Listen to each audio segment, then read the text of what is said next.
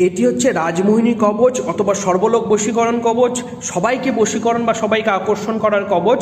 এটি বশীকরণে খুব পাওয়ারফুল কবচ। এটা 7 দিনের মধ্যে কাজ করে। যাকে যাকে দিয়েছি তারা খুব ভালো ফল পেয়েছে। এটা কিভাবে তৈরি করা হয় চলুন ভিডিওর মাধ্যমে আলোচনা করি।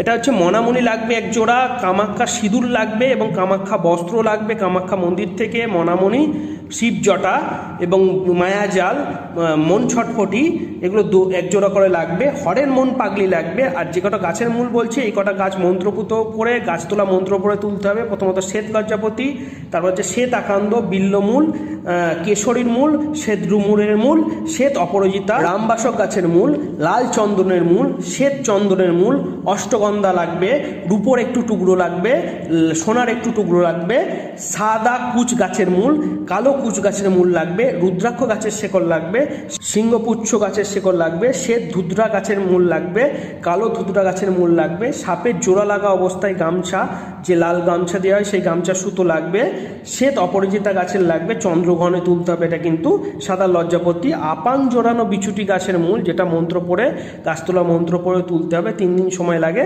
আর একটা লাগবে আপাং গাছের মূল। সকল বস্তুগুলোকে মন্ত্র পড়ে জাগ্রত করে নিতে হবে। তারপরে হচ্ছে রাজমোহিনী নকশা আছে, যে নকশাটা সেই নকশাটা জাফরান কালি দিয়ে লিখে মন্ত্র পড়ে জাগ্রত করে হোমযজ্ঞ পূজা অর্চনা করে ফুল বেলপাতা দিয়ে নকশাটা জাগ্রত করে 1008 বার মন্ত্র পড়ে, যেটা রাজমোহিনী বা সর্বলোক বশীকরণ, আর যাকে বশীকরণ করবেন তার নামগোত্র লাগবে। রাজমোহিনী মন্ত্র পড়ে 1008 বার মন্ত্র পড়ে যজ্ঞের একটু ছাই দিয়ে 1 ভরি রূপো দিয়ে এই কবচ তৈরি করা হয়।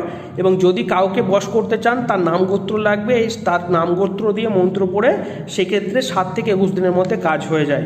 এবং লাল কাঠ দিয়ে ধারণ করতে হবে যে কোনো শনি মঙ্গলবারে, সেই দিনকে নিরামিষ খেতে হবে, আঁশ খেতে পারবেন না। আর এটা খুব পাওয়ারফুল, 7 থেকে 21 দিনের মধ্যে কাজ হয়ে যায়। আমি যাকে যাকে দিয়েছি তারা খুব ভালো ফল পেয়েছে। এর পুরো লং ভিডিওটি দেখার জন্য আমার চ্যানেলে চলে যান, লং ভিডিওটি দেখতে পারবেন, ডিটেলসে আলোচনা করা আছে।